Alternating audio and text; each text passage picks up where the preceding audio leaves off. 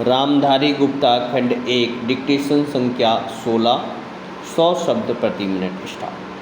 अध्यक्ष जी, जिस समय पाकिस्तान ने भारत पर हमला किया था उस समय उन्होंने देश की रक्षा के लिए महत्वपूर्ण कार्य किया था। इसके साथ ही मैं मंत्री महोदय को यह भी स्मरण दिलाना चाहता हूं कि शायद उन्होंने इस पर ध्यान नहीं दिया कि इस बार जो राष्ट्रीय पुरस्कार मिले हैं उनमें रेलवे प्रशासन को केवल 2 ही प्राप्त हुए हैं, जबकि मैं ऐसा मानता हूं कि हमारी सेना के बाद अमर किसी ने युद्ध काल में सराहनीय कार्य किया है तो वह रेलवे प्रशासन अथवा रेलवे कर्मचारी और अधिकारी हैं। इसलिए उनके मनोबल को बनाए रखने के लिए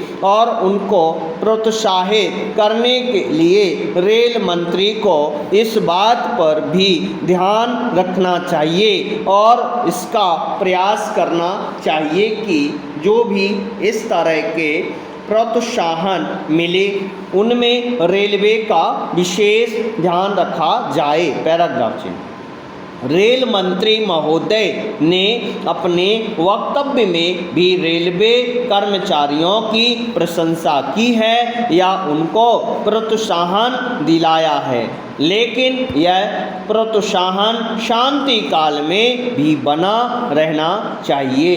रेलवे ने युद्ध काल में जो काम किया वह तो देश की रक्षा का महान उद्देश्य था, लेकिन उसके बाद देश के निर्माण में या गरीबी मिटाने के लिए जो युद्ध होता है उसमें भी प्रत्येक रेलवे कर्मचारी का मनोबल उसी तरीके से बना रहे, इसके लिए भी रेल मंत्री महोदय को कुछ कदम उठाने की आवश्यकता है। मैं ऐसा मानता हूं कि वह किसी भी तरीके से करें, उनका तरीका कुछ भी हो, लेकिन उनको यह करना चाहिए कि जितने भी रेलवे कर्मचारी हैं, जो भी रेलवे को मुनाफा हो उसमें वह साझीदार हो, चाहे आप उनको